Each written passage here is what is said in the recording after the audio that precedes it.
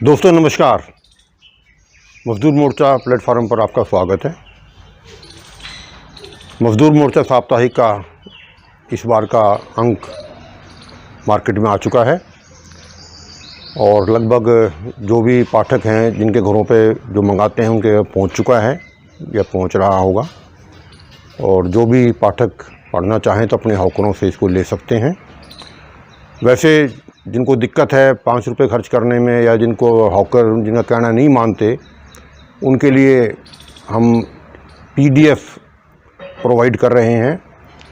जिनके नंबर मज़दूर मोर्चा में दर्ज हैं, जिनके सेव्ड हैं, उनको तो सबको पीडीएफ बल्क में जा ही रहा है।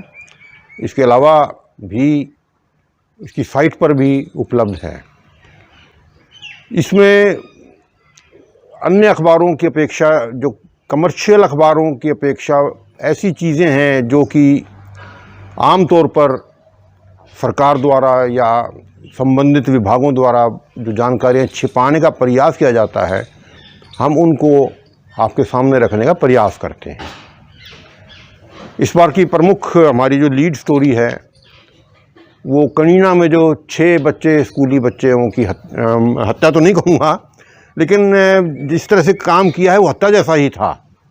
कहने को दुर्घटना है, लेकिन जो दुर्घटना बचाई जा सकती थी और जिसको ना बचाया गया तो वो एक तरह से हत्या की श्रेणी में भी उसको लाया जा सकता है। चल, ये तो कानूनी विषय है, हम इस पे बहस नहीं करेंगे, लेकिन 6 बच्चे मरे। अब इसकी जांच का नाटक शुरू हो गया है। बड़ा सवाल ये पैदा होता है कि ये जब ये दुर्घटना कोई बड़ी होती है तो ही सरकार की आंख करवट लेने की, आंख खोलने का नाटक क्यों होता है।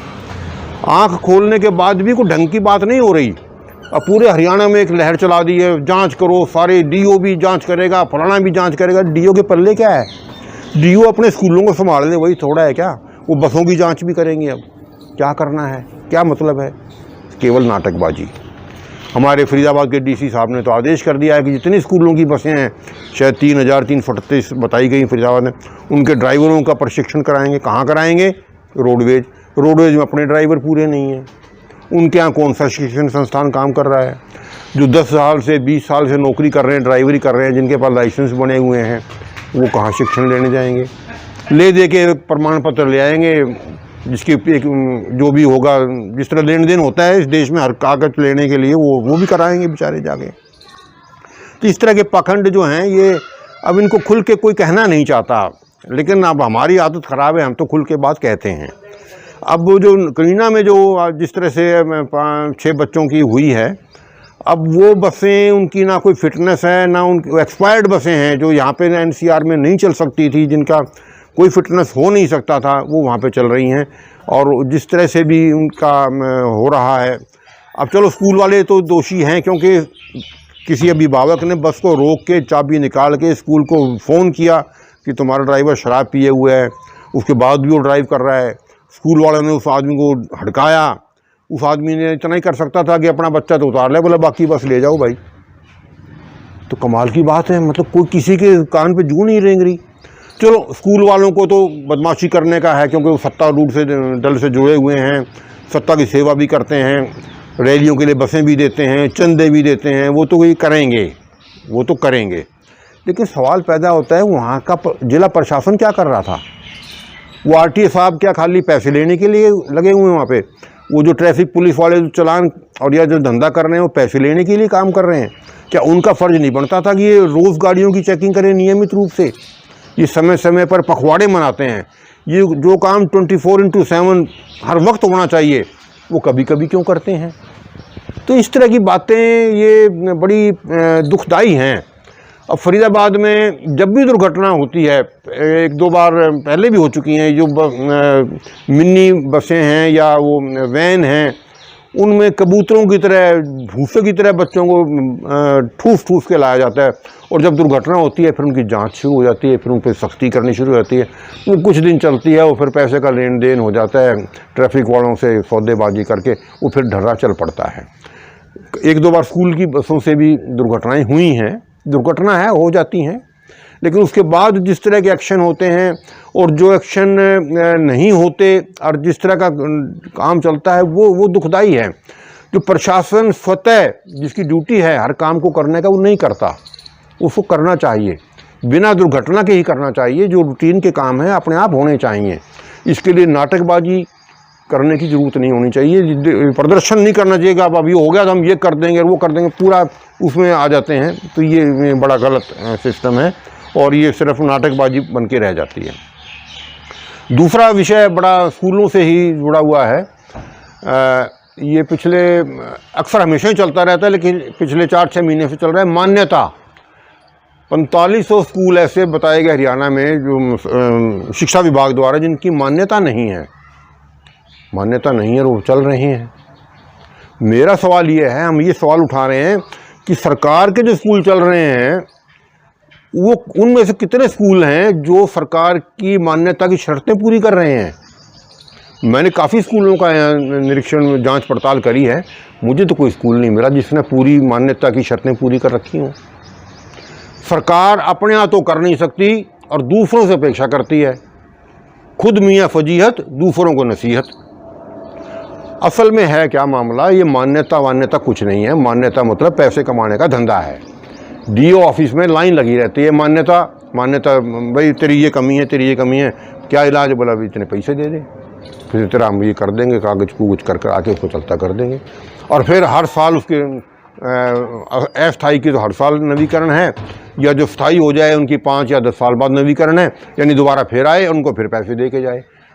मान्यता की जो शर्तें रखी बड़ी अच्छी शर्तें हैं, भाई इतने कमरे होने चाहिए, इतना प्लेग्राउंड होना चाहिए, इतनी लाइब्रेरी होनी, शर्तें हैं, लेकिन पूरी तो कोई नहीं कर रहा। या फिर आप एक दिन बंद करा के सारा पूरी करा लो, पर सवाल पैदा होता है बंद करा के बच्चे जाएंगे कहाँ? आप तो अपने स्कूल रोज़ बंद कर रहे हो। मेरे ख्याल में हज़ारों स्कूल आपने पिछले 10 साल में बंद कर दिए हैं। और ये 4500 स्कूल भी अगर जो धमकी दे रहे हो मान्यता जिनकी नहीं है बंद कर दें, तो बच्चे कम से कम ज़्यादा नहीं तो 15 से 20 लाख 4500 स्कूलों में हिसाब लगा लो। अगर 100 बच्चे हों तो, और 200 हों तो, 500 हों तो कितने लाखों बच्चे बनते हैं, वो कहाँ जाएंगे? आपने कोई प्रबंध नहीं कर रखा।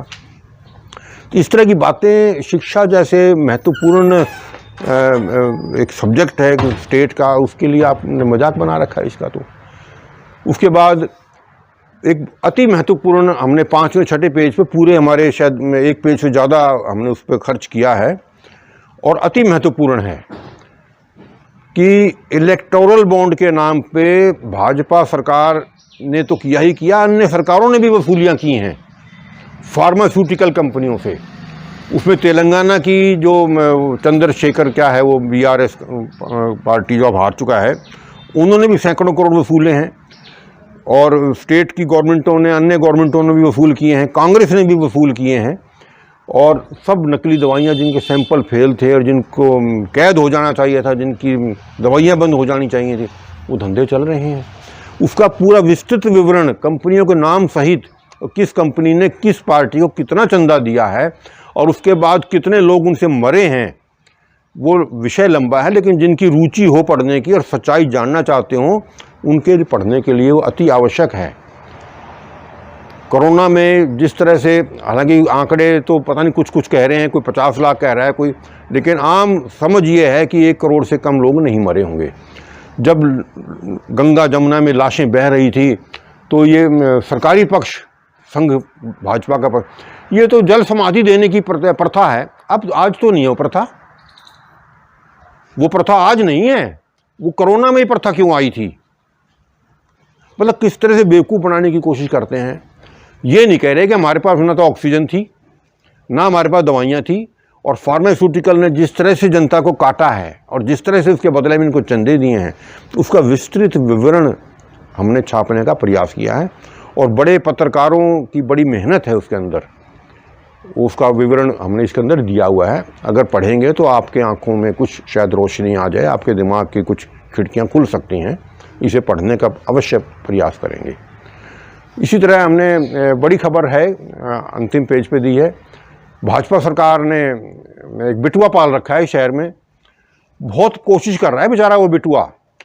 फड़ी लगा के सब्जी बेचा करता था, तो इनको कुछ भाग गया वो, और उससे वो उसको तलवार भी पकड़ा दी, तलवारों को जखीरा भी दे दिया, और तो एक तो गनमैन भी उसको दिए फिर रहे हैं। अब वो पूरी कोशिश कर रहा है कि इस तरह से हिंदू मुस्लिम के दंगे एक बार हो जाएं तो पोलराइजेशन हो जाएगी, तो बाकी तो सरकार के पल्ले कुछ है नहीं भाजपा के, इसके भरोसे कुछ काफ़ी कुछ करने का प्रयास कर रहे हैं। और बिटवा ने अपनी तरफ से पूरा जोर लगाया, मेवात के इलाके में, धौज के इलाके में उनकी गायें पकड़ ली, कभी कुछ कर लिया, लेकिन जनता अब इतनी बेवकूफ़ रह नहीं गई है कि उसके बहकावे में आके मारकाट शुरू कर दे। वो नहीं हो पा रहा है, पूरा प्रयास किया जा रहा है और सरकार का पूरा समर्थन। कहने को उसका जो गनमैन उसको दिया हुआ था वो बर्खास्त कर दिया है, क्योंकि उसने अपनी ड्यूटी नहीं निभाई, किस तरह से गुंडागर्दी कर रहा था, पीट रहा था, तो उसका गनमैन जो था वो बर्खास्त कर दिया। अब नया गनमैन दे दिया, बल्कि वो तो शायद डंडा लिए खड़ा था, ये तो बंदूक भी लिए खड़ा है, कार्बाइन वगैरह कुछ हथियार उसके पास, बड़ा सोफिस्टिकेटेड वेपन लिए खड़ा है। क्या वो खुद गुंडा है, खुद औरों की सुरक्षा के लिए खुद खतरा बना हुआ है, उसको सुरक्षा के नाम पे एक सिपाही दे रखा है आपने। क्या तमाशा है, उसका विवरण भी पढ़ने लायक है। इस तरह की अनेकों छोटी मोटी जो चीज़ें आम तौर पे मीडिया छुपाता है, उनको हमने प्रकाशित किया है, लोगों की जानकारी तक भेजने का प्रयास किया है। तो हम लोग चाहेंगे कि हमारी जो मेहनत है वो उसका फ़ायदा जब ही है जब आप लोग उसको पढ़ें और समझें और आपकी जागरूकता बढ़े। धन्यवाद साथियों।